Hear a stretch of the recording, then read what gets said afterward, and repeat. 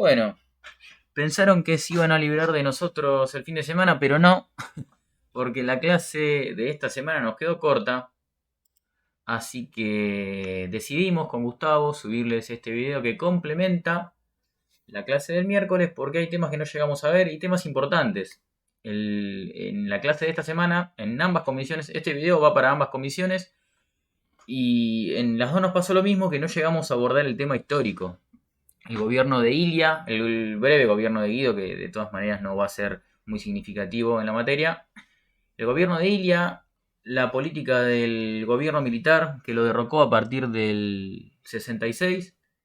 Así que este video es para que puedan tener, no es lo mismo que una clase presencial, pero que tengan una devolución al trabajo, o sea, una corrección del trabajo, con esto que vamos a charlar ahora, y bueno, una especie de clase sobre el tema. Vamos a comenzar poniéndonos un poco en contexto. La presidencia de Guido no era un militar, era el presidente provisional del Senado en aquel momento, es decir, era un civil. Pero la verdad es que el verdadero poder estaba en el seno de los militares. Me estoy fijando acá si se está grabando, por eso cambio de pantalla. Así que durante ese año se tomaron las típicas medidas que vimos hasta ahora y lo vamos a seguir viendo. Típicas medidas que toman los gobiernos de corte más liberal, encabezadas por generalmente militares. Devaluación, contracción del gasto, contracción monetaria, caída de los salarios reales.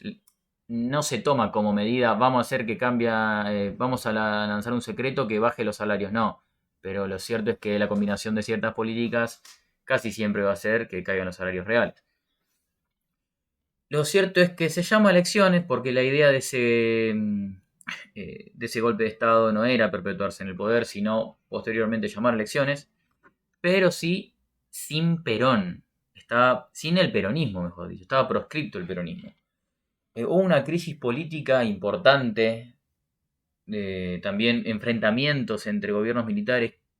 Si no me equivoco, tenemos un video sobre esto en el campus. Azules contra colorados, eso si quieren un poco más de contexto histórico, véanlo porque suma mucho. Se enfrentaban bandos militares, unos más democráticos, otros más antiperonistas, y se enfrentaban realmente con armas, bombardeos.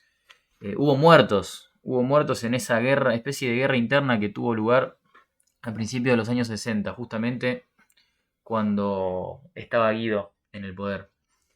Se llamó elecciones, gana Ilia con un 25%, los votos en blanco fueron de un 20%, 25% es muy poco para ganar una elección, y 20% de votos en blancos es una barbaridad. Seguramente ese número del 20% se veía alimentado por los votos que hubieran ido a parar a Perón o al peronismo y no pudieron ir justamente por la proscripción.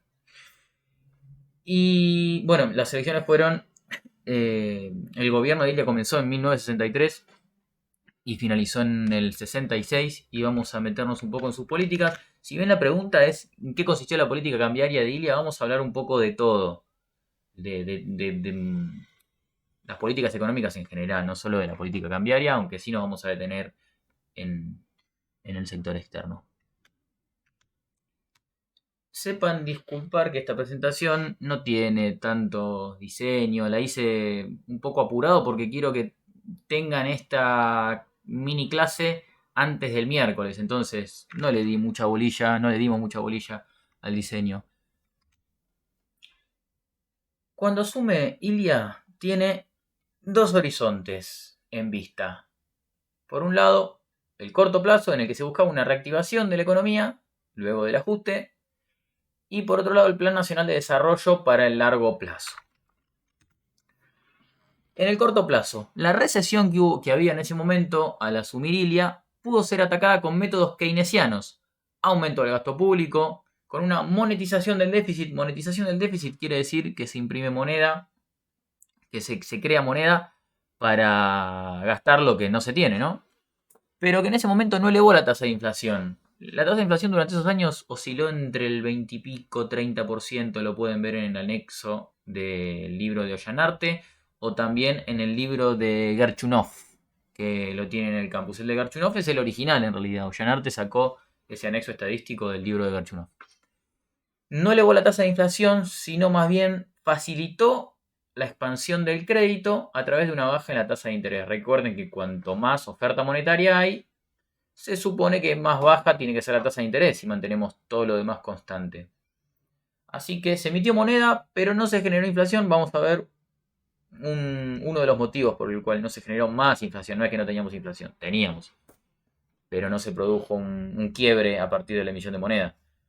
Una modificación de la Carta Orgánica del Banco Central permitió direccionar el crédito hacia dónde, hacia la reactivación de la industria, capitalización del agro y la construcción de viviendas. Todo esto a través del Banco Nación, con ayuda también de algunas líneas de crédito externas.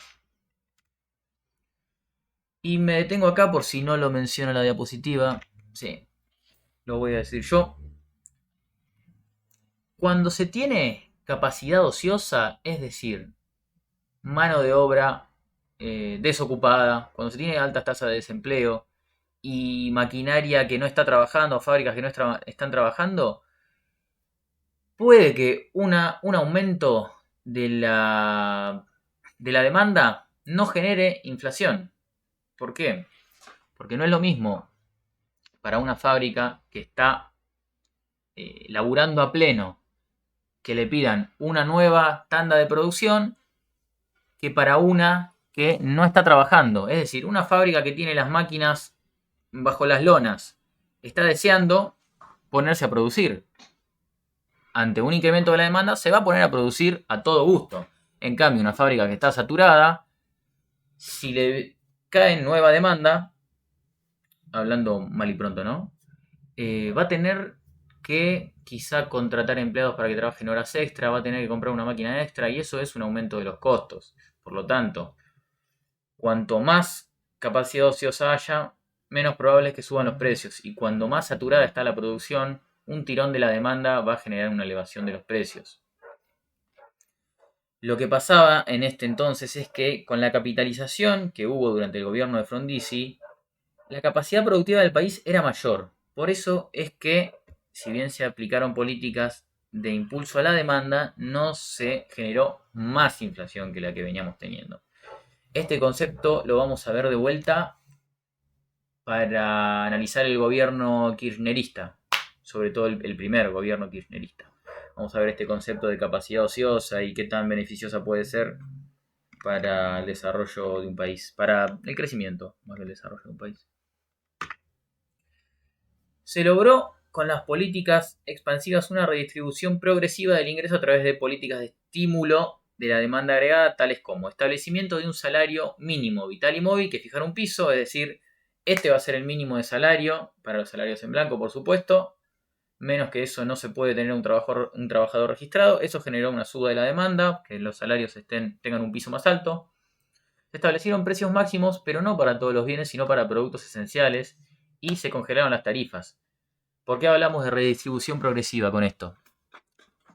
Progresivo es cuando la redistribución de los ingresos se da hacia abajo, ¿no? Cuando es más abarcativa de la población la redistribución de ingresos. Cuando es regresiva, se trata de una redistribución hacia los sectores de más ingresos. Y acá se logró lo contrario, tal como pasó durante el peronismo. Los múltiples estímulos de la demanda en un contexto... lo decía acá, miren, me maté explicándolo y lo teníamos acá. Pero bueno, la explicación vale igual. Permitieron una rápida reactivación, los estímulos a la demanda, porque teníamos capacidad ociosa, como les mencionaba recién. Por otra parte, el déficit fiscal fue superado gracias a una mayor recaudación. Como crecía el PBI, también se recaudaba más. Así que no estuvo presente el problema del déficit fiscal acá. Y comienza también a verse algo negativo, ¿no? Hasta ahora eran todas buenas en el gobierno radical y ahora tenemos que hablar de que, no quiero decir que esto fue decididamente malo, ¿no? Que es una mala decisión anular los contratos petroleros, pero años más tarde vamos a ver que vamos a padecer esta decisión. Se anularon los contratos petroleros firmados por Frondizi la producción se estancó y volvimos a depender de las importaciones de hidrocarburos de afuera. Con Frondizi logramos el autoabastecimiento y ahora volvemos a depender de las importaciones de afuera. Es cierto que las empresas se llevaban ganancias al extranjero, ¿no? Las empresas que extraían el petróleo. Pero bueno, es una sábana corta y más la economía nuestra. Así que hay que decidir qué nos conviene más. Que las empresas sí se lleven utilidades, dividendos, pero que estemos autoabastecidos o ninguna empresa viene acá a quitarnos la soberanía, pero tenemos que depender de las importaciones. Así que esa es una discusión interesante para plantearse, lo pueden ir pensando en sus casas esto. La crisis del petróleo la vamos a ver en la próxima clase. Se produce a principios de la década del 70, en el año 70, para redondear. Ley Oñatibia. Esta es una característica, algo que siempre se recuerda del gobierno de Ilia. Ilia era doctor. No decimos que era doctor por abogado, sino porque era médico.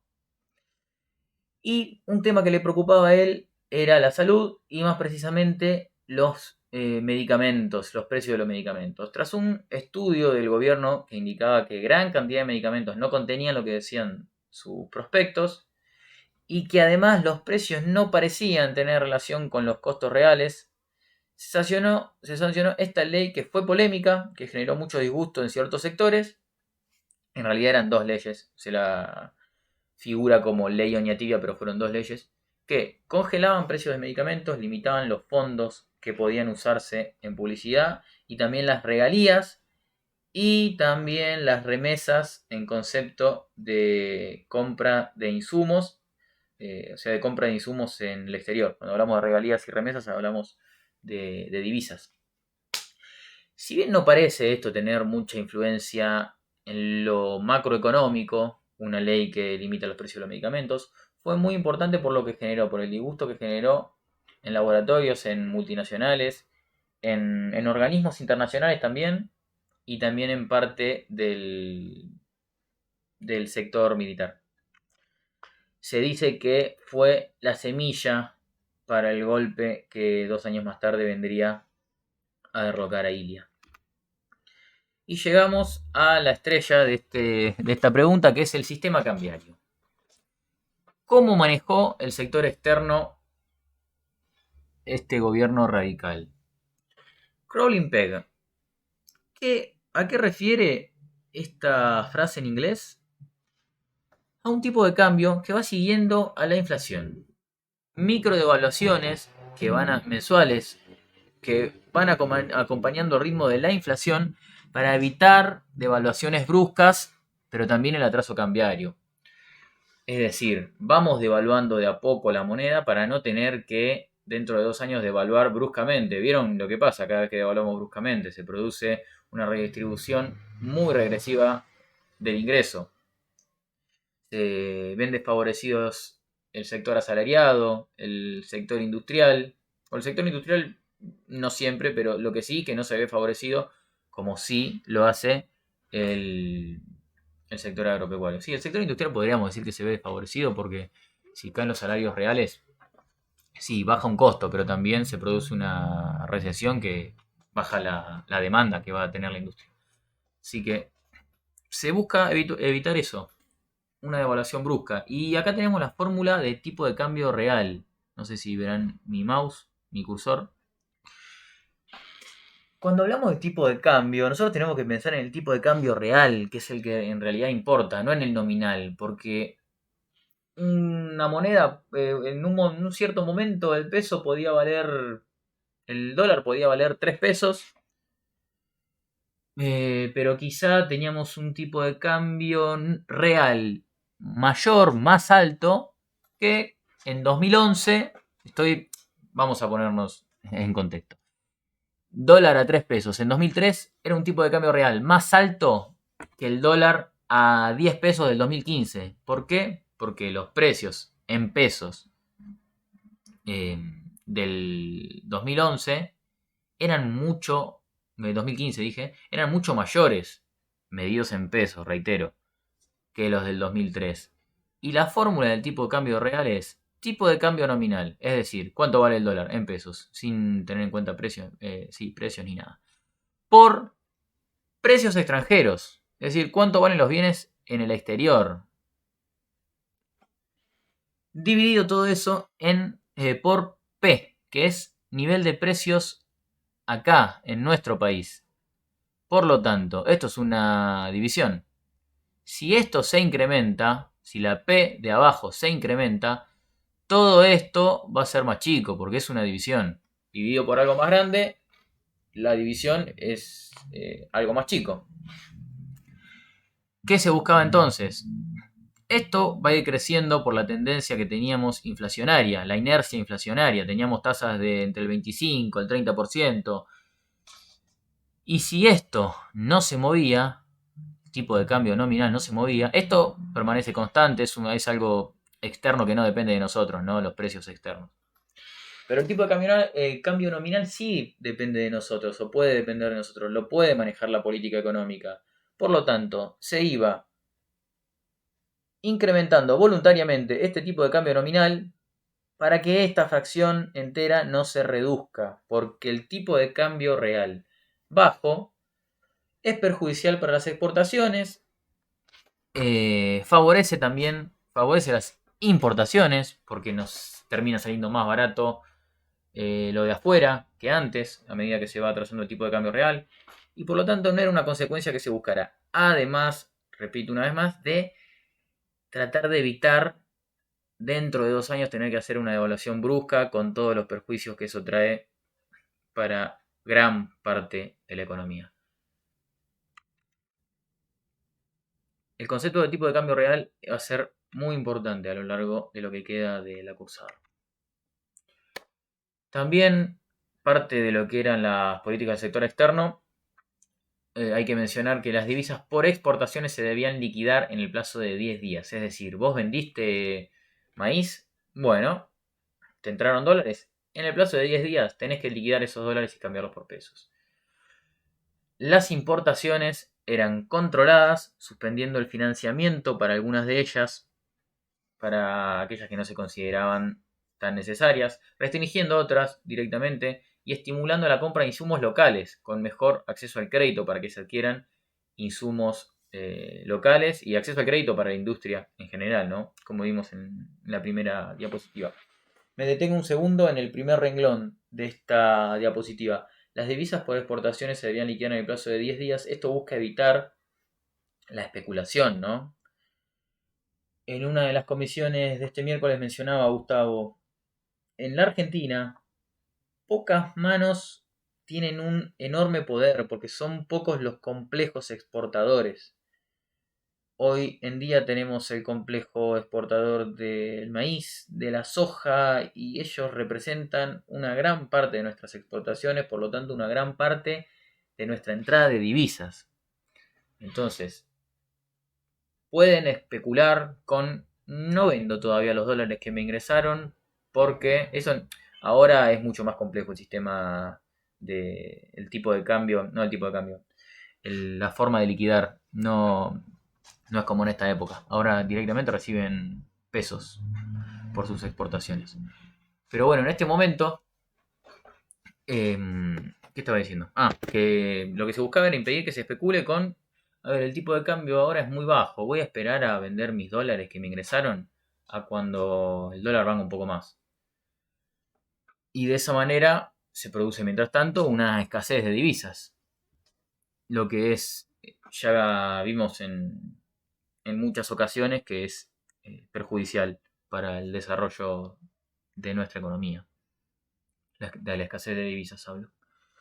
El sector externo no fue un problema, a pesar del crecimiento de aquellos años, gracias a que las RTI fueron favorables, aunque además crecieron las cantidades exportadas de bienes primarios.